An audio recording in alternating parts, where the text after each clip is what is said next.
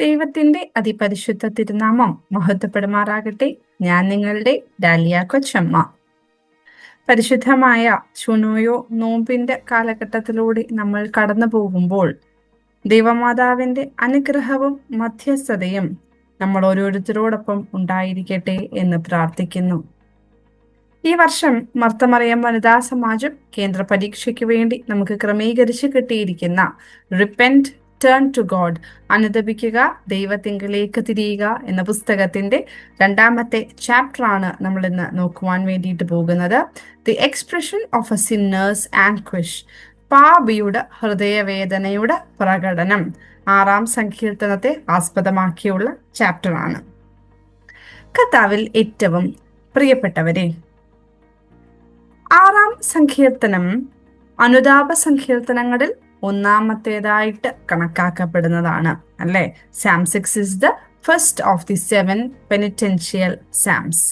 ഒറ്റ വാചകത്തിൽ 6ാം സങ്കീർത്തനത്തെ ഒന്ന് നിർവചിക്കുവാൻ പറയുകയാണെന്നുണ്ടെങ്കിൽ, പാപഭാരത്തിലും ദൈവിക ശിക്ഷയെക്കുറിച്ചുള്ള ഭയത്തിലും മുങ്ങിക്കിടക്കുന്ന ഒരാളുടെ ഹൃദയവേദനയും അതോടൊപ്പം ദൈവത്തിന്റെ കരുണയും ദയയും യാചിച്ചുകൊണ്ടുള്ള അദ്ദേഹത്തിന്റെ ആത്മാർത്ഥമായ ആകുല പ്രാർത്ഥനയും പ്രകടമാകുന്ന ഒരു സങ്കീർത്തനമാണ് 6ാം സങ്കീർത്തനം എന്ന് പറയുന്നത്. Psalm 6 is a psalm expressing the heartfelt anguish of one who is submerged in the burden of sin and fear of divine punishment, and his earnest prayer imploring God's compassion and mercy. അപ്പൊ എന്താണ്? ഒരു ഭാഗത്ത് ഒരു മനുഷ്യന്റെ വലിയ ഹൃദയവേദന എന്തിനെ പറ്റിയാണ്? പാപഭാരത്തിലും ദൈവശിക്ഷയെ പറ്റിയുള്ള ഭയം കൊണ്ടും ഒരു മനുഷ്യൻ ഉണ്ടാകുന്നതായിട്ടുള്ള വലിയ ഹൃദയവേദനയും അതോടൊപ്പം ദൈവത്തിന്റെ കരുണയും ദയയും യാചിച്ചുകൊണ്ടുള്ള വളരെ ആത്മാർത്ഥമായിട്ടുള്ള ആകുല പ്രാർത്ഥനയുമാണ് ഈ 6ാം സങ്കീർത്തനത്തിൽ ഉൾപ്പെടുത്തിയിരിക്കുന്നത്. നിങ്ങളെല്ലാവരും 6ാം സങ്കീർത്തനം ഇപ്പോൾ ഒന്ന് വായിച്ചിട്ടുണ്ടായിരിക്കും എന്ന് ഞാൻ പ്രതീക്ഷിക്കുന്നു. എന്താണ് ഈ 6ാം സങ്കീർത്തനത്തെ മനോഹരമാക്കുന്നത്? അവിടെ ദാവീദ് വിജയിയായ അല്ലെങ്കിൽ മിടുക്കനായ ഒരു രാജാവിനെ പോലെയാണോ ദൈവത്തിന് മുൻപാകെ നിൽക്കുന്നത്? അല്ല, മറിച്ച് ഇപ്രകാരമാണ്: വലിയ പാപം ചെയ്ത് ഒരു പാപിയെ എന്ന പോലെയാണ് ദാവീദ് ദൈവത്തിന്റെ മുൻപിൽ നിൽക്കുന്നത്. David stands before God not as a victorious king but as a humble sinner. അവിടെ താൻ ചെയ്തു പോയ പാപത്തെപ്പറ്റി ദൈവത്തിന്റെ മുൻപിൽ മത്സരിക്കുന്നതോ ഒന്നും നമുക്ക് ന്യായീകരിക്കുന്നതോ ഒന്നും കാണാൻ സാധിക്കുന്നില്ല അല്ലേ. എന്നാൽ നിലവിളിച്ച് കരയുകയാണ്: ദൈവമേ, നീ എത്രത്തോളം എൻ്റെ പ്രാണനെ നീ വിടുവിക്കണമേ എന്നിങ്ങനെ കരഞ്ഞുകൊണ്ട് ഉറക്കമില്ലാതെ തൻ്റെ കിടക്കയെ നനയ്ക്കുന്ന ഒരു പാപിയായ മനുഷ്യനെയാണ് നമുക്ക് ദാവീദിലൂടെ കാണാൻ സാധിക്കുന്നത്. His tears become his prayer and his suffering becomes a path to God. അവന്റെ കണ്ണുനീര് ഒരു പ്രാർത്ഥനയായിട്ടും അവന്റെ വേദനകൾ ദൈവത്തിങ്കലേക്ക് തിരിച്ചു ചെല്ലുന്ന ഒരു പാതയായിട്ടും അവിടെ മാറുകയാണ്. അതുകൊണ്ട് തന്നെയാണ് സഭ ഈ 6ാം സങ്കീർത്തനത്തെ ഒരു നിധി പോലെയാണ് കാണുന്നത്. എന്തുകൊണ്ടാണ്? It reveals the true meaning of repentance. അനുതാപം എന്ന് പറയുന്നത് പാപബോധം, ഞാൻ ഇങ്ങനെ ഒരു തെറ്റ് ചെയ്തു പോയി എന്നുള്ള ഒരു ബോധമല്ല, മറിച്ച് തിരിച്ച് ദൈവസ്നേഹത്തിലേക്ക് നമ്മൾ കടന്ന് ചെല്ലുമ്പോൾ, തിരിച്ചു ചെല്ലുമ്പോഴാണ് നമ്മുടെ അനുതാപം ഒരു പൂർണ്ണ അനുതാപമായിട്ട് മാറുന്നത് എന്നുള്ളത് നമുക്ക് വളരെ വ്യക്തമായിട്ട് 6ാം സങ്കീർത്തനത്തിൽ നമുക്ക് കാണാൻ സാധിക്കും. 6ാം സങ്കീർത്തനം നമ്മളെ പഠിപ്പിച്ചു തരുന്നുണ്ട്. അതുകൊണ്ടാണ് 6ാം സങ്കീർത്തനം വളരെ പ്രധാനപ്പെട്ട ഒരു പുസ്തകമാണ്. നമുക്ക് ഡീറ്റെയിൽ ആയിട്ട് തന്നെ നോക്കാം. നമ്മൾ ആ വാക്യമായിട്ട് പഠിക്കുന്നതിന് മുൻപ് അതിൻ്റെ ചുറ്റുമുള്ള കാര്യങ്ങളൊക്കെ നമുക്ക് വളരെ ബേസിക് ആയിട്ടുള്ള കുറച്ച് കാര്യങ്ങൾ മനസ്സിലാക്കാം. ഈ പുസ്തകത്തിന് ഒരു തീം എന്ന് പറയുകയാണെന്നുണ്ടെങ്കിൽ നമുക്കൊരു ഒറ്റ വാചകമേ ഉള്ളൂ: tears that soak the bed. കിടക്ക നനയ്ക്കുന്ന കണ്ണുനീർ തുള്ളികൾ എന്നുള്ള ഒരു പ്രമേയത്തിൽ നമുക്ക് ഒതുക്കാവുന്ന ഒരു അധ്യായമാണ് എന്ന് നമുക്ക് ടെക്സ്റ്റ് ബുക്കിൽ ഒരു ലൈൻ കാണാം. എന്തുകൊണ്ടാണ് ഒരു മനുഷ്യന്റെ കിടക്ക നനയ്ക്കുന്ന കണ്ണുനീർ തുള്ളികൾ എന്ന് പറയുമ്പോൾ? തൻ്റെ പാപത്തിൽ ആത്മാർത്ഥമായിട്ട് ദുഃഖിക്കുന്ന, രാത്രി മുഴുവൻ ദൈവത്തോട് കരഞ്ഞു പ്രാർത്ഥിക്കുന്ന, തന്റെ നിസ്സഹായത ദൈവസന്നിധിയിൽ തുറന്ന് സമ്മതിക്കുന്ന, ദൈവത്തിന്റെ കരുണയിൽ മാത്രം പ്രത്യാശ വെക്കുന്ന ഒരു മനുഷ്യന്റെ വാക്കുകളാണ് നമുക്ക് ഈ അധ്യായത്തിൽ കാണാൻ സാധിക്കുന്നത് അല്ലേ. അതുകൊണ്ട് തന്നെ കിടക്ക നനയ്ക്കുന്ന കണ്ണുനീർ തുള്ളികൾ എന്ന് പറയുമ്പോൾ അത് ആഴമായ മാനസാന്തരത്തിന്റെയും ദുഃഖത്തിന്റെയും സമർപ്പണത്തിന്റെയും ഒക്കെ പ്രതീകമാണ്. It symbolises deep repentance, profound sorrow and complete surrender to God. ഇനിയും നമ്മൾ വിശുദ്ധ വേദപുസ്തകം ഈ ഒരു അധ്യായം എടുക്കുമ്പോൾ അതിന്റെ മുകളിൽ ഒരു ഹെഡിങ് എഴുതിയിട്ടുണ്ട്. എന്താണ്? സംഗീത പ്രമാണിക്ക് തന്ത്രീനാദത്തോടെ അഷ്ടമരാഗത്തിൽ ദാവീദിന്റെ ഒരു സങ്കീർത്തനം. To the musical director with stringed instruments in the 8th tune, a psalm by David. അതിൽ നിന്ന് നമുക്ക് കുറച്ച് കാര്യങ്ങൾ മനസ്സിലാക്കാം. സ്വാഭാവികമായിട്ടും ഉറപ്പായിട്ടും ഇതിന്റെ രചയിതാവ്, ഓഥർ എന്ന് പറയുന്നത് ദാവീദാണ്. 8 കമ്പികളുള്ള സംഗീത സാമഗ്രിയുടെ സഹായത്തോടെ ഇത് പാടണം എന്നുള്ള ഒരു നിർദ്ദേശമാണ് നൽകിയിരിക്കുന്നത്. 8 കമ്പികളുള്ള ഒരു സംഗീത സാമഗ്രി, ചില പുസ്തകങ്ങളിലൊക്കെ ഷെമീനീത്ത് എന്ന് പറയുന്ന ഒരു ഇൻസ്ട്രുമെന്റിനെ പറ്റി അതിന്റെ പടമാണ് കൊടുത്തിരിക്കുന്നത്. ഇങ്ങനെയുള്ള ഒരു ഇൻസ്ട്രുമെന്റ് ഉപയോഗിച്ച് ഈ ഗാനം ആലപിക്കണം എന്ന് പറയുന്നു. അതുപോലെ തന്നെ ഇത് ആർക്കാണ് കൊടുത്തിരിക്കുന്നത്? സംഗീത പ്രമാണിക്കാണ് കൊടുത്തിരിക്കുന്നത്, choir leader at the temple. അപ്പോൾ ഈ ഒരു സങ്കീർത്തനത്തെ ദാവീദിന്റെ മാത്രം വ്യക്തിഗത വിലാപമായിട്ട് നമുക്ക് കാണാൻ സാധിക്കുന്നില്ല. എന്നാൽ ദാവീദ് ഇതിനെ എന്തിനു വേണ്ടി ഉപയോഗിക്കുന്നു?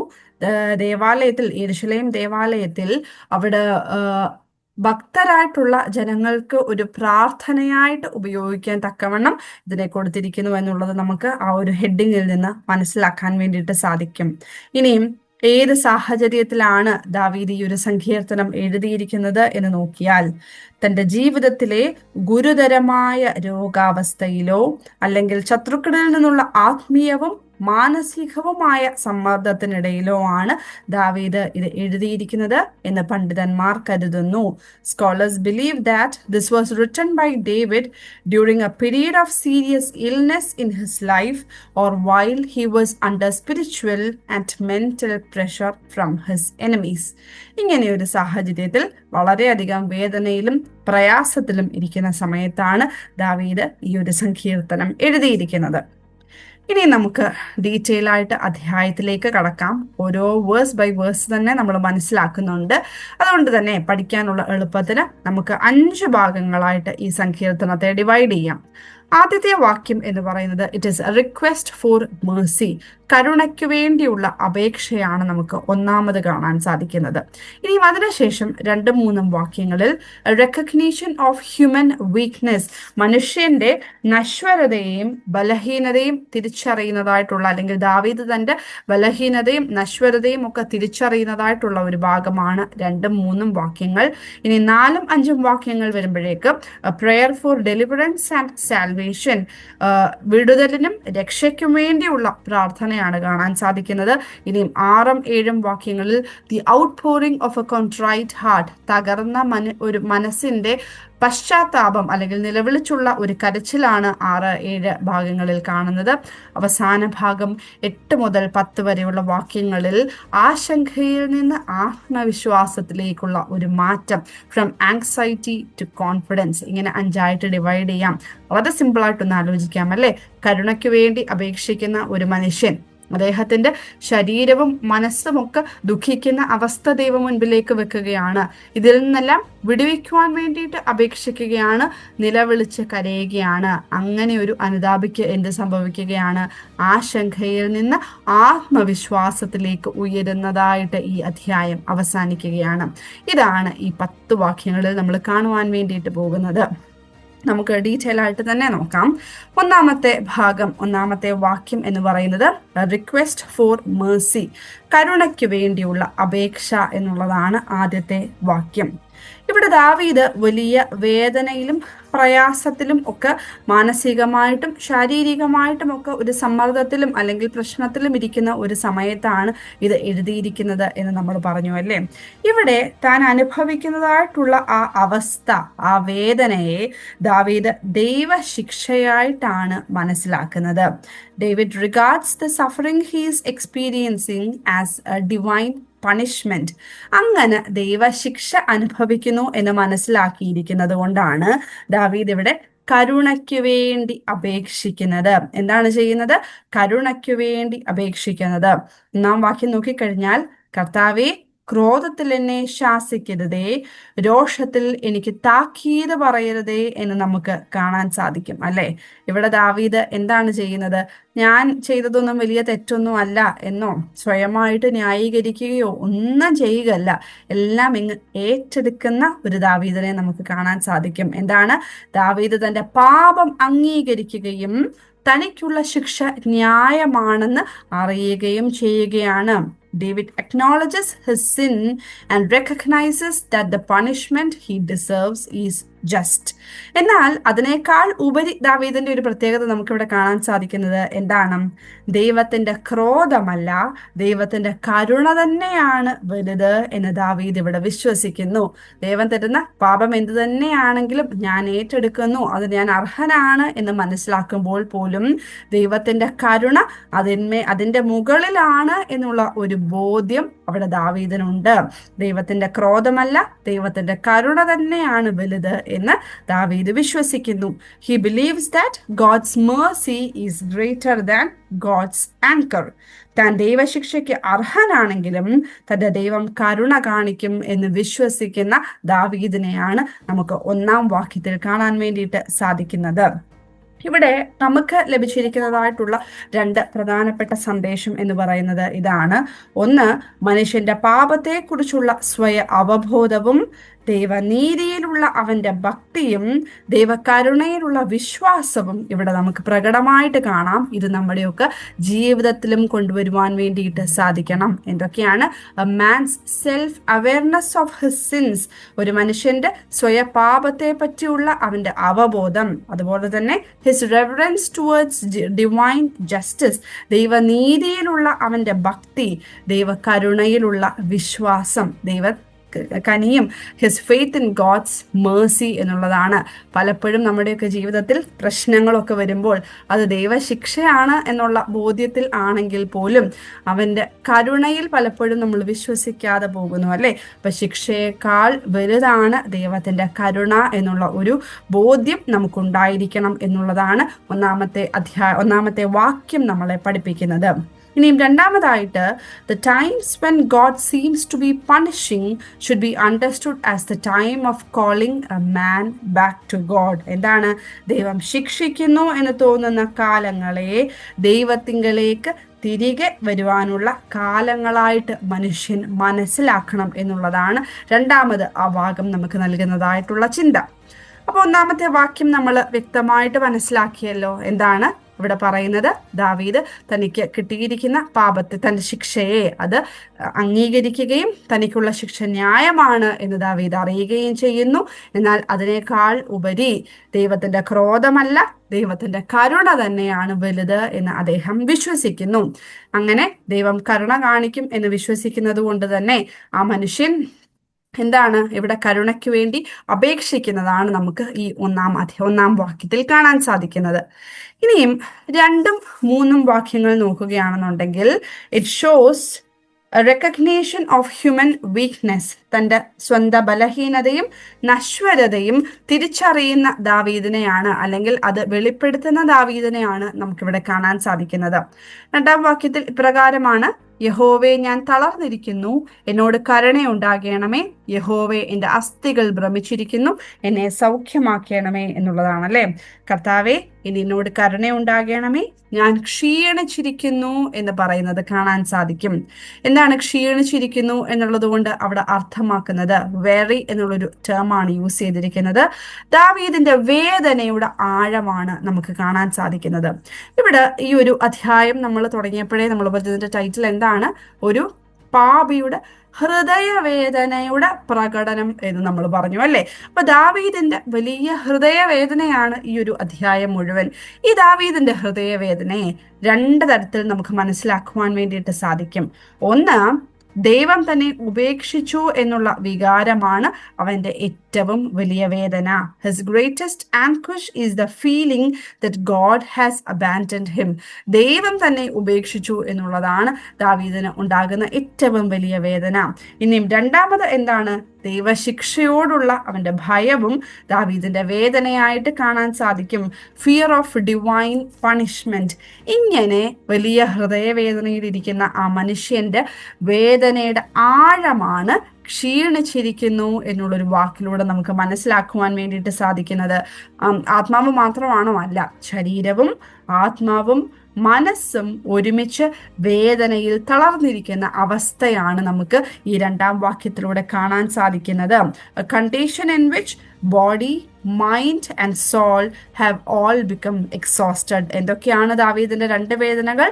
1, ദൈവം തന്നെ ഉപേക്ഷിച്ചു എന്നുള്ള വികാരം. 2, ദൈവശിക്ഷയെ പറ്റിയുള്ള അവന്റെ ഭയം. ഇത് രണ്ടുമാണ് ദാവീദിനെ മാനസികമായിട്ടും ശാരീരികമായിട്ടും ഒക്കെ തളർത്തുന്നത്, ക്ഷീണിതനാക്കുന്നത്. ഇനിയും അതുപോലെ തന്നെ 3-ാമത്തെ വാക്യത്തിലേക്ക് വരികയാണെന്നുണ്ടെങ്കിൽ, എൻ്റെ അസ്ഥികൾ വിറങ്ങലിക്കുന്നു, എൻ്റെ പ്രാണനും ഭീതിയിലാണ് എന്ന് നമുക്ക് കാണാൻ സാധിക്കും. My bones are trembling, my soul is in great terror. ഇവിടെ മനുഷ്യാത്മാവിൻ്റെ ആഴമുള്ള ഒരു ആന്തരിക കലഹം വിശദീകരിക്കുകയാണ്. It describes a deep interior turmoil of the human soul. നമ്മൾ കഴിഞ്ഞ ക്ലാസ്സിൽ പറഞ്ഞിരുന്നു അല്ലേ, എന്താണ് സമഗ്ര മനുഷ്യദർശനം, ഹോളിസ്റ്റിക് ആന്ത്രോപോളജി എന്നുള്ളൊരു വാക്കിനെ പറ്റി, ഒരു കോൺസെപ്റ്റിനെ പറ്റി നമ്മൾ പറഞ്ഞിരുന്നു. എന്താണ്? ശരീരം പാപം ചെയ്യുമ്പോൾ അത് ആത്മാവിനെയും ബാധിക്കുന്നു, അല്ലെങ്കിൽ ശരീരവും ആത്മാവും എന്ന് പറയുന്നത്, ഒരു വ്യക്തി എന്ന് പറയുന്നത്, ഇത് രണ്ടും കൂടെ ചേർന്നതാണ്. അതുകൊണ്ട് തന്നെ പാപം ചെയ്യുമ്പോൾ അത് ആത്മാവിനെ ബാധിക്കുന്നത് പോലെ തന്നെ ശരീരത്തെയും ബാധിക്കുന്നു എന്നുള്ളൊരു കോൺസെപ്റ്റിനെ പറ്റി നമ്മൾ പറഞ്ഞു അല്ലേ. അത് തന്നെയാണ് നമുക്ക് ഇവിടെയും കാണാൻ വേണ്ടിയിട്ട് സാധിക്കുന്നത്. ദാവീദിനുണ്ടാകുന്ന ആ കഠിനമായ വേദന ശരീരത്തെയും മനസ്സിനെയും ബാധിക്കുന്ന ഒരു ആഴമുള്ള വേദനയായിട്ട് ഈ വാക്കുകളിലൂടെ നമുക്ക് മനസ്സിലാക്കുവാൻ വേണ്ടിയിട്ട് സാധിക്കും. David's deep anguish is affecting both his mind and body. അതുകൊണ്ട് തന്നെ ഇവിടെ നമുക്ക് ഒന്നുകൂടെ നമുക്ക് മനസ്സിലാക്കാൻ സാധിക്കും, spiritual anguish is stronger than physical anguish. ആധ്യാത്മിക വേദന ശാരീരിക വേദനയെക്കാട്ടിലും ശക്തമാണ് എന്നുള്ളൊരു സൂചന കൂടിയാണ് നമുക്ക് ഈ ഭാഗത്ത് നിന്ന് ലഭിക്കുന്നത്. ഇവിടെ എന്താണ് നമ്മളെ മനസ്സിലാക്കിപ്പിക്കുവാൻ വേണ്ടിയിട്ട് ശ്രമിക്കുന്നത്? പാപത്തിന്റെ വേദനയിൽ നമ്മുടെ ആത്മാവും ശരീരവും ബന്ധപ്പെടുന്നുണ്ടെങ്കിൽ നാം നമ്മുടെ പാപങ്ങളെക്കുറിച്ച് അനുതപിക്കുകയും ദൈവത്തിന്റെ ഇടപെടലിനായിട്ട് പ്രാർത്ഥിക്കുകയും ചെയ്യണം എന്നുള്ളതാണ് ദാവീദ് ഈ ഭാഗത്ത് നമ്മളെ ഓർമ്മിപ്പിക്കുന്നത്. When a sin hurts your body and soul, we must repent about our sins and pray for God's intervention. അപ്പോൾ 1-ാമത്തെ ഭാഗത്ത് ശിക്ഷ അംഗീകരിച്ചുകൊണ്ട്, തന്റെ ശിക്ഷ അംഗീകരിച്ചുകൊണ്ട്, ദൈവത്തിന്റെ ന്യായവിധി അംഗീകരിച്ചുകൊണ്ട് ദൈവത്തിന്റെ കരുണയ്ക്ക് വേണ്ടി യാചിക്കുന്ന ദാവീദിനെ നമ്മൾ കണ്ടു. 2-ാമത്തെ ഭാഗം 2ഉം 3ഉം വാക്യങ്ങളിലേക്ക് നമ്മൾ വന്നപ്പോൾ ശാരീരികമായിട്ടും മാനസികമായിട്ടും ദാവീദ് അനുഭവിക്കുന്നതായിട്ടുള്ള വേദനയുടെ ആഴം നമ്മൾ കണ്ടു. അവിടെ ദാവീദിന്റെ വേദന എന്നുള്ളത് 2 തലത്തിൽ നമുക്ക് മനസ്സിലാക്കാം. 1, ദൈവം തന്നെ ഉപേക്ഷിച്ചു എന്നുള്ള വികാരമാണ് അവന്റെ ഏറ്റവും വലിയ വേദന. 2, ദൈവശിക്ഷയെ പറ്റിയുള്ള അവന്റെ ഭയമാണ് 2ാമത് ദാവീദിന്റെ വേദന. അതുകൊണ്ട് തന്നെ എന്താണ് നമ്മളെ അത് ഓർമ്മിപ്പിക്കുന്നത്? ശരീരവും മനസ്സും ഒരുപോലെ ഒരു പാപത്തിന്റെ വേദനയിൽ ബന്ധപ്പെട്ടിരിക്കുന്നുവെങ്കിൽ അനുദപിച്ച് ദൈവത്തിന്റെ ഇടപെടലിനു വേണ്ടി നമ്മൾ പ്രാർത്ഥിക്കുക തന്നെ ചെയ്യണം എന്നുള്ളതാണ് ഈ 2ാമത്തെ ഭാഗം നമ്മളെ ഓർമ്മിപ്പിക്കുന്നത്. ഇനിയും 3-ാമത്തെ ഭാഗം 4ഉം 5ഉം വാക്യങ്ങൾ നോക്കിക്കഴിഞ്ഞാൽ, it is a prayer for deliverance and salvation. വിടുതലിനും രക്ഷയ്ക്കും വേണ്ടിയുള്ള അപേക്ഷയാണ് ഈ 4ഉം 5ഉം വാക്യങ്ങളിൽ കാണാൻ സാധിക്കുന്നത്. 4-ാം വാക്യം ഒന്ന് നോക്കിക്കേ, എന്താണ്? കർത്താവേ, തിരിഞ്ഞ് എൻ്റെ പ്രാണനെ വിടുവിക്കണമേ. Lord, turn and deliver my soul എന്നാണ് എഴുതിയിരിക്കുന്നത്. This verse is a lament for God's mercy and deliverance. വിടുതലിനും ദൈവ കരുണയ്ക്കും വേണ്ടിയുള്ള ഒരു ആലാപനമാണ് 4-ാം വാക്യം. ഇവിടെ തിരിഞ്ഞ് എന്നുള്ളൊരു ടേമിനെ പറ്റി നമ്മൾ പറഞ്ഞല്ലേ, Lord turn and deliver my soul എന്നാണ് പറയുന്നത്. ഈ തിരിഞ്ഞു എന്നുള്ളത് കൊണ്ട് ദൈവം തൻ്റെ മുഖം ദാവീദിനെ മറച്ചു എന്നുള്ള ആത്മവേദനയാണ് ദാവീദ് അവിടെ പ്രകടിപ്പിക്കുന്നത്. David expressed his spiritual anguish that God has turned his face away from him. അപ്പോൾ ദാവീദിന്റെ ഏറ്റവും വലിയ വേദന എന്താണ്? ദൈവം തന്നെ മറന്നു എന്നുള്ളത്. അത് കുറച്ചും കൂടി ഇവിടെ പ്രകടിപ്പിക്കുകയാണ്. എന്താണ്? ദൈവം തൻ്റെ മുഖം ദാവീദിനെ മറച്ചു എന്നുള്ള ദാവീദിന്റെ ആത്മവേദനയാണ് ഈ ഒരു വാക്യത്തിൽ പ്രകടിപ്പിക്കുന്നത്. അതുപോലെ തന്നെ ദൈവത്തിന്റെ കരുണയും സ്നേഹവുമാണ് അവന്റെ പ്രത്യാശ. അതോടൊപ്പം ദൈവത്തോടുള്ള ബന്ധം പുനഃസ്ഥാപിക്കണം എന്നുള്ള പ്രാർത്ഥനയും കൂടി നമുക്കിവിടെ കാണാൻ സാധിക്കും. God's mercy and love are his only hope. അപ്പൊ ദാവീദ് ഇവിടെ എന്താണ് തിരിച്ചു ശ്രമിക്കുന്നത്? ദൈവവുമായിട്ടുള്ള ബന്ധം പുതുക്കണം എന്നുള്ള ഒരു ആഗ്രഹവും കൂടി നമുക്കിവിടെ കാണാൻ സാധിക്കും. ഇനിയും 5-ാം വാക്യത്തിലേക്ക് നോക്കുകയാണെന്നുണ്ടെങ്കിൽ, മരണത്തിൽ നിന്നെ കുറിച്ച് ഓർമ്മയില്ലല്ലോ, പാതാളത്തിൽ ആർ നിനക്ക് സ്തോത്രം ചെയ്യും എന്നുള്ള ഒരു ചോദ്യമാണ് നമുക്കിവിടെ കാണാൻ സാധിക്കുന്നത്. ഇവിടെ മരണഭയത്തിൽ നിന്നുള്ള ഉയർന്നു വരുന്ന ഒരു അപേക്ഷയാണ് നമുക്ക് കാണാൻ സാധിക്കുന്നത്. David offers a plea that arises from the fear of death. മരണഭയത്തിൽ നിന്ന് ഉയർന്നു വരുന്നതായിട്ടുള്ള ഒരു പ്രാർത്ഥനയാണ് അവിടെ കാണുന്നത്. രക്ഷയ്ക്കും വിടുതലിനും വേണ്ടിയുള്ള പ്രാർത്ഥനയാണ് നമുക്ക് കാണാൻ സാധിക്കുന്നത്. മൃതശരീരത്തിൽ നിന്ന് നിന്നെ സ്മരിക്കുന്നവൻ ആരുമില്ല എന്ന് ദാവീദ് എന്തുകൊണ്ടാണ് ഇവിടെ പറയുന്നത്?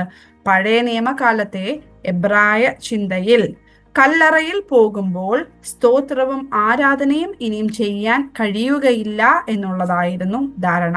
In the Hebrew thought of Old Testament era, it was believed that the praise and worship could no longer be offered after death. അതുകൊണ്ട് തന്നെ ജീവനോടിരിക്കുന്ന സമയത്ത് നിന്നെ സ്തുതിക്കുവാൻ തക്കവണ്ണം ഉള്ള യോഗ്യത എനിക്ക് നൽകണമേ എന്നുള്ളതാണ് ഇവിടെ ദാവീദ് പ്രാർത്ഥിക്കുന്നത്. അതുകൊണ്ടാണ് എൻ്റെ ആത്മാവിനെയും ശരീരത്തെയും രക്ഷിക്കണം എന്നുള്ള ഒരു പ്രാർത്ഥന നമുക്കിവിടെ കാണാൻ സാധിക്കുന്നത്. It is a prayer for survival both spiritually and bodily. ആത്മീയമായിട്ടും മാനുഷികമായിട്ടുമുള്ള ഒരു നിലനിൽപ്പിന് വേണ്ടിയുള്ള പ്രാർത്ഥനയാണ് 5-ാം വാക്യത്തിൽ കാണാൻ സാധിക്കുന്നത്. എന്താണ് ഈ 4ഉം 5ഉം വാക്യങ്ങൾ? വിടുതലിനും രക്ഷയ്ക്കും വേണ്ടിയുള്ള അപേക്ഷകളാണ് ഇവിടെ കാണാൻ സാധിക്കുന്നത്. എന്താണ് ഇത് നമ്മളെ ഓർമ്മിപ്പിക്കുന്നത്? We are reminded here that the entire time spent living on earth is a time for seeking God. ഭൂമിയിൽ ജീവിക്കുന്ന കാലം അത്രയും ദൈവത്തെ തേടാനുള്ള കാലമാണ് എന്ന് മനുഷ്യൻ ഓർത്തിരിക്കണം എന്നുള്ളതാണ് ഇവിടെ സങ്കീർത്തനക്കാരൻ നമ്മളെ ഓർമ്മിപ്പിക്കുന്നത്. 3 കാര്യങ്ങൾ നമ്മൾ പറഞ്ഞു. ഒന്നാമത്തേത്, it was A request for Mercy, കരുണയ്ക്ക് വേണ്ടിയുള്ള അപേക്ഷയാണ് ആദ്യ ഭാഗത്ത് കണ്ടത്. 2, ശാരീരികമായിട്ടും മാനസികവുമായിട്ടുള്ള ദാവീദിന്റെ വേദന കണ്ടു. 3-ാമത്തെ ഭാഗം വിടുതലിനും രക്ഷയ്ക്കും വേണ്ടിയുള്ള അപേക്ഷയാണ് നമുക്ക് കാണുവാൻ വേണ്ടിയിട്ട് സാധിക്കുന്നത്.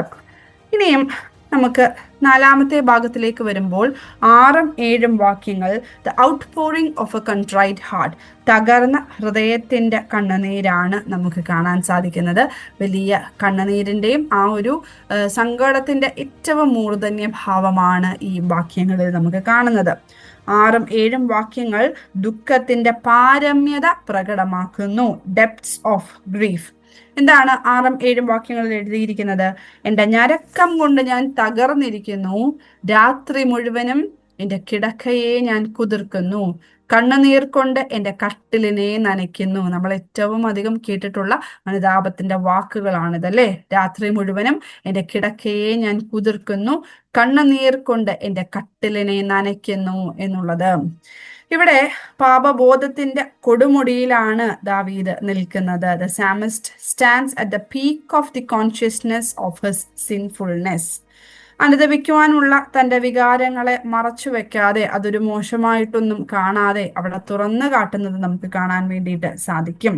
അവന്റെ സകല തകർച്ചയും ശാരീരികമായിട്ടും മാനസികമായിട്ടും അവൻ അനുഭവിക്കുന്നതായിട്ടുള്ള എല്ലാ ബുദ്ധിമുട്ടുകളും ഇവിടെ ദാവീദ് തുറന്ന് വിവരിക്കുകയാണ്. കണ്ണുനീർ കൊണ്ട് കിടക്ക നനയ്ക്കുന്നു എന്നൊക്കെ പറയുമ്പോൾ ഇതൊക്കെ അനുതാപത്തിന്റെ യഥാർത്ഥ ഭാഷയായിട്ട് നമുക്ക് മനസ്സിലാക്കാം. Tears are the language of repentance. കണ്ണുനീർ അനുതാപത്തിന്റെ ഭാഷയാണ്. പൗരസ്ത്യ സഭ ഈ പ്രയോഗത്തിന് വലിയ ഇമ്പോർട്ടൻസ് നൽകുന്നുണ്ട്. ഈസ്റ്റേൺ ചേർച്ചസ് എന്താണ്? അനുതാപത്തിന്റെ കണ്ണുനീർ ദൈവത്തിന്റെ ദയയെ ആകർഷിക്കുന്നു എന്ന് പിതാക്കന്മാർ ശക്തമായിട്ട് പഠിപ്പിക്കുന്നുണ്ട്. The church fathers emphatically teaches us that the tears draw the compassion of God. അപ്പൊ ഇവിടെ കരയുന്ന വലിയ പ്രയാസത്തിലായിരിക്കുന്ന ദാവീദിനെയാണ് നമുക്ക് കാണാൻ. അതുകൊണ്ട് തന്നെ ഈ ഭാഗം 3 ചിന്തകളാണ് നമ്മുടെ മുൻപിലേക്ക് നൽകുന്നത്. ഒന്ന്, true repentance comes from the heart. ഹൃദയത്തിൽ നിന്ന് വരുന്നതാണ് യഥാർത്ഥ അനുതാപം എന്ന് പറയുന്നത്. അതുപോലെ തന്നെ God never rejects a broken and contrite heart. തകർന്ന ഹൃദയത്തെ ദൈവം ഒരിക്കലും നിരസിക്കുന്നില്ല. God is a God of weeping, silent tears are prayers. കരച്ചിലിന്റെ ദൈവമാണ്, അല്ലെങ്കിൽ കരയുന്നവന്റെ കണ്ണുനീർ കാണുന്ന ദൈവമാണ്. നമ്മുടെ ഓരോ കണ്ണുനീരും പ്രാർത്ഥനകളായിട്ട് മാറുന്നു എന്നുള്ള ഒരു ചിന്തയാണ് ഈ 4ാമത്തെ ഭാഗം നമുക്ക് നൽകുന്നത്. ഈ ഭാഗം ഒക്കെയാണല്ലോ. ഇവിടെ സങ്കീർത്തനക്കാരൻ തന്റെ പാപബോധത്തിന്റെ കൊടുമുടിയിൽ നിൽക്കുന്നു. അതുപോലെ തന്നെ തന്റെ അനുതാപത്തിന്റെ വികാരങ്ങൾ മറച്ചു വെക്കാതെ എല്ലാം തുറന്നു കാട്ടുന്നു. അതുപോലെ തന്നെ അവന്റെ സർവ്വ തകർച്ചയും ശാരീരികമായിട്ടും മാനസികമായിട്ടും അവനുണ്ടാകുന്ന തകർച്ച ഉയർത്തിക്കാട്ടുന്നു. കണ്ണുനീർ അനുതാപത്തിന്റെ ഭാഷയാണ്. സഭ എപ്രകാരം അതിനെ ഊന്നി പറയുന്നു എന്നുകൂടിയാണ് ഈ ഭാഗത്ത് നമ്മൾ മനസ്സിലാക്കിയത്. ഇനിയും അതിൻ്റെ അവസാന ഭാഗത്തിലേക്ക് വരുമ്പോൾ 8 മുതൽ 10 വരെയുള്ള വാക്യങ്ങൾ നോക്കുമ്പോൾ, ഫ്രം ആങ്സൈറ്റി ടു കോൺഫിഡൻസ്, ആശങ്കയിൽ നിന്ന് ആത്മവിശ്വാസത്തിലേക്ക് ഉയരുന്നതാണ് നമുക്ക് കാണാൻ സാധിക്കുന്നത്. 8 മുതൽ 10 വരെയുള്ള വാക്യങ്ങൾ ആശങ്കയിൽ നിന്ന് ആത്മവിശ്വാസത്തിലേക്ക് മനുഷ്യനെ നയിക്കുന്നതായിട്ടുള്ള വാക്യങ്ങളാണ്. എന്താണ് 8ഉം 9ഉം വാക്യങ്ങൾ? യഹോവ എൻ്റെ കരച്ചിൽ കേട്ടിരിക്കുന്നു, എൻ്റെ പ്രാർത്ഥന അവൻ സ്വീകരിച്ചിരിക്കുന്നു എന്നിങ്ങനെയുള്ള ഉറപ്പുള്ള വാക്യങ്ങളാണ് നമുക്കവിടെ കാണാൻ സാധിക്കുന്നത്. A great transformation from sorrow to faith, from anguish to the assurance of hope can be seen here. ദുഃഖത്തിൽ നിന്ന് വിശ്വാസത്തിലേക്കും ആകുലതയിൽ നിന്ന് പ്രത്യാശയുടെ ഉറപ്പിലേക്കുമുള്ള ഒരു വലിയ മാറ്റമാണ് ഈ അവസാന ഭാഗത്തിലേക്ക് നമുക്ക് കാണാൻ സാധിക്കുന്നത്. ഇവിടെ ദൈവം തന്നെ കേട്ടു എന്നുള്ള ഒരു ബോധമാണ് വലിയ ഒരു മാറ്റം ഈ അനുതാപിയിൽ ഉണ്ടാക്കുന്നത്. അത് വലിയ പ്രത്യാശയാണ് ദാവീദിൽ ഉണ്ടാക്കുന്നത് എന്ന് നമുക്ക് മനസ്സിലാക്കാൻ സാധിക്കുന്നു. തന്റെ ശത്രുക്കൾ ലജ്ജിതരാകും, ദൈവം തന്നെ സംരക്ഷിക്കും എന്ന ഉറച്ച ബോധ്യത്തിലേക്ക് ദാവീദ് അവിടെ എത്തുകയാണ്. The awareness that God heard him transforms him completely. My enemies will be ashamed, God himself will protect me എന്നിങ്ങനെ ദാവീദ് ഉറക്കെ പ്രഖ്യാപിക്കുമ്പോൾ, ആത്മവിശ്വാസത്തോടെ പ്രഖ്യാപിക്കുമ്പോൾ, ഒരു മനുഷ്യൻ യഥാർത്ഥമായിട്ട് അനുദപിക്കുമ്പോൾ ദൈവത്തിന്റെ സ്നേഹത്തിലേക്ക് തിരിച്ചെത്തുന്ന ഒരു അവസ്ഥ, ദൈവത്തിന്റെ ഒരു ധൈര്യം അവന്റെ ഉള്ളിലേക്ക് വരുന്ന, ഒരു പ്രത്യാശ ഉള്ളിലേക്ക് വരുന്ന മനോഹരമായ അവസ്ഥയാണ് നമുക്ക് ഈ അധ്യായത്തിന്റെ അവസാന ഭാഗത്ത് കാണുന്നത്. 2 ചിന്തകളാണ് അവിടെ നമ്മുടെ മുൻപിലേക്ക് വെക്കുന്നത്. ആഴമേറിയ പ്രാർത്ഥനയും വിശ്വാസവും നമ്മുടെ ജീവിതത്തിൽ ഉണ്ടെങ്കിൽ പുറമേയുള്ള പ്രതിസന്ധികളും പ്രശ്നങ്ങളും മാറ്റപ്പെടുന്നതിന് മുൻപ് തന്നെ നമ്മുടെ ഹൃദയത്തെ ഉറപ്പിക്കുവാനും ആത്മവിശ്വാസത്തെ ഉയർത്തുവാനും സന്തോഷത്തിലേക്ക് മാറ്റുവാനും തക്കവണ്ണം ദൈവത്തിന് സാധിക്കും എന്നുള്ളതാണ് പറയുന്നത്.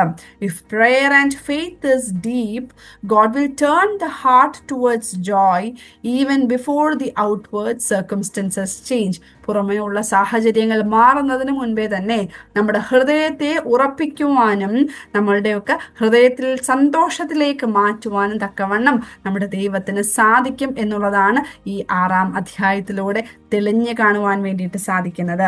അതുപോലെ തന്നെ ഗോഡ് ഹിയേഴ്സ് സിൻസിയർ പ്രയർ, ആത്മാർത്ഥമായിട്ടുള്ള പ്രാർത്ഥന ദൈവം ഉറപ്പായിട്ടും കേൾക്കുക തന്നെ ചെയ്യും എന്നുള്ളതിൻ്റെ ഏറ്റവും വലിയ ഉദാഹരണമായിട്ട് നമുക്ക് ഈ 6ാം സങ്കീർത്തനത്തെ കാണാൻ വേണ്ടിയിട്ട് സാധിക്കും. ഇത്രയുമാണ് ഈ ഒരു അധ്യായത്തിന്റെ ഉള്ളടക്കം. നമ്മൾ വേഴ്സ് ബൈ വേഴ്സ് തന്നെ നമ്മൾ പഠിച്ചു. എന്തൊക്കെയാണ്? 1, കരുണയ്ക്ക് വേണ്ടിയുള്ള അപേക്ഷ. 2, തൻ്റെ ശരീരത്തിന്റെ ബലഹീനതയും നശ്വരതയും തുറന്നു കാണിക്കുന്ന ഒരു അവസ്ഥ, വിടുതലിനും രക്ഷയ്ക്കും വേണ്ടി അപേക്ഷിക്കുന്ന ഒരു അവസ്ഥ, അതിനുശേഷം അനുതാപത്തിന്റെ ഏറ്റവും മൂർധന്യമായ തകർച്ചയുടെ കണ്ണുനീരിന്റെ അവസ്ഥ, അവസാന ഭാഗം ആശങ്കയിൽ നിന്ന് ആത്മവിശ്വാസത്തിലേക്ക് ഉയർന്നു വരുന്ന ദാവീദിനെയും നമുക്ക് കാണാൻ വേണ്ടിയിട്ട് സാധിക്കും. പ്രത്യേകിച്ച് അതിൻ്റെ അവസാന ഭാഗം, ടെക്സ്റ്റ് ബുക്കിന്റെ അവസാന ഭാഗം കീ ലെസൺസ് ഫ്രം ചാപ്റ്റർ 6, അതായത് സങ്കീർത്തനം 6 നമുക്ക് നൽകുന്നതായിട്ടുള്ള പ്രധാനപ്പെട്ട ഒരു 9 ചിന്തകളാണ് നൽകുന്നത്. നമ്മൾ ഇതുവരെ തന്നെ പറഞ്ഞ ഓരോരോ ഭാഗത്തിന്റെ കൂടെ നമ്മൾ പറഞ്ഞ പോയിന്റ്സ് തന്നെയാണ്. ഒന്ന്, awareness for our sin and our repentance should continue to grow. പാപബോധത്തിന്റെയും അനുതാപത്തിന്റെയും ആഴം നമ്മുടെ ഉള്ളിൽ വർദ്ധിക്കണം എന്നുള്ളതാണ് ഒന്നാമത് പറയുന്നത്. ദൈവത്തിന്റെ വിധി നീതിയുള്ളതാണെങ്കിലും അവൻ കരുണയുള്ളവൻ എന്ന് നാം വിശ്വസിക്കണം. Though God's judgment is just, we must always trust in his mercy. ദൈവം നമ്മളെ നശിപ്പിക്കാനല്ല, തിരുത്തലിന് വേണ്ടിയാണ് ദൈവശിക്ഷ എന്ന് പറയുന്നത്. God corrects us not to destroy us but to restore us. ഈ 3 പോയിന്റ്സും നമ്മൾ ഈ സങ്കീർത്തനത്തിന്റെ ആദ്യ ഭാഗവുമായിട്ട് നമുക്ക് ബന്ധിപ്പിക്കാം അല്ലെ. ദൈവത്തിന്റെ വിധി അനുഭവിക്കുന്നതായിട്ടുള്ള ദാവീദ് എന്താണ് പറയുന്നത്?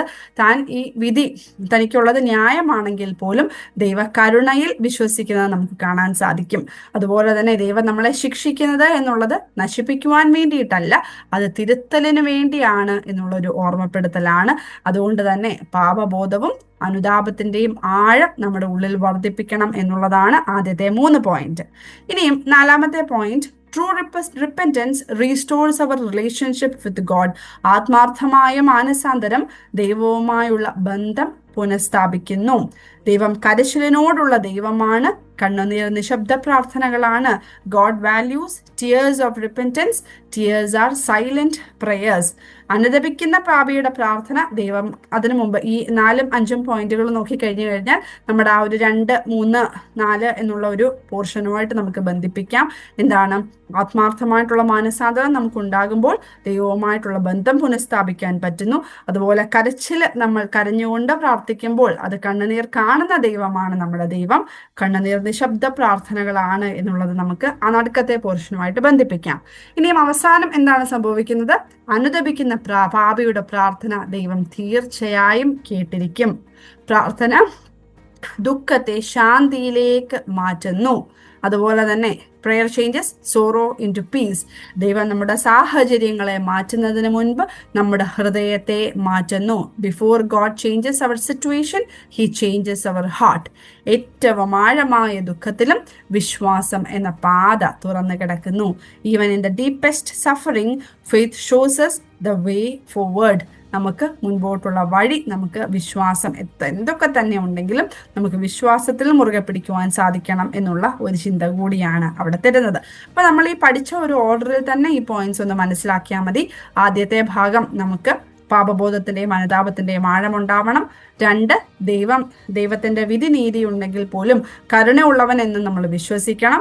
ഈ വിധി എന്ന് പറയുന്നത് നമ്മളെ നശിപ്പിക്കാനല്ല, തിരുത്തലിന് വേണ്ടിയാണ് എന്നുള്ളത് 3ാമത്തെ പോയിന്റ്. അതിനുശേഷം മാനസാന്തരത്തെ പറ്റിയുള്ള ഭാഗമാണ്. എന്താണ്? ആദ്യത്തെ ഭാഗം ദൈവത്തിന്റെ വിധിയെ പറ്റി, 2ാമത്തെ ഭാഗം ആത്മാർത്ഥമായിട്ട് നമ്മൾ മാനസാന്തരപ്പെടുമ്പോൾ അത് ദൈവവുമായിട്ടുള്ള ബന്ധം പുനഃസ്ഥാപിക്കുന്നു.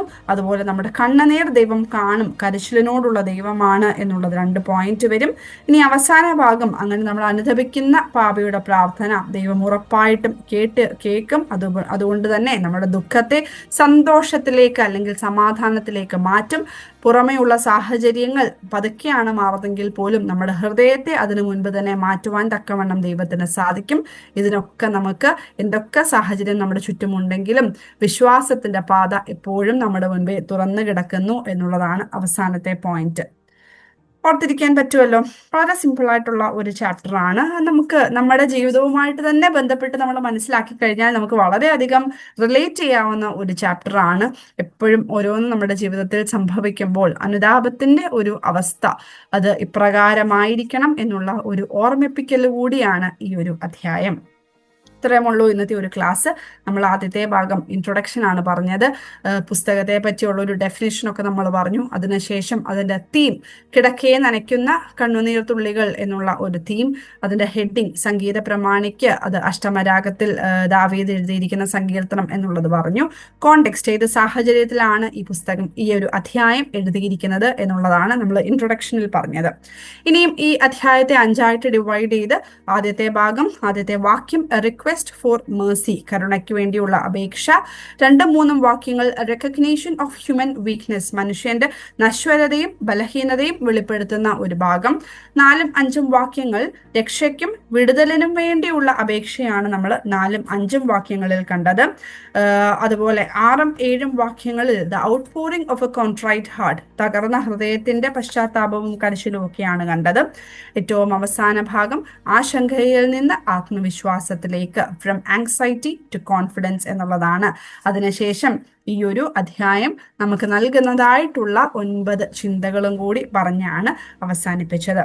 ഇത്രയുമുള്ളൂ ഈ ഒരു ചാപ്റ്റർ. കേട്ടിരുന്ന എല്ലാവർക്കും മനസ്സിലായി എന്ന് വിചാരിക്കുന്നു.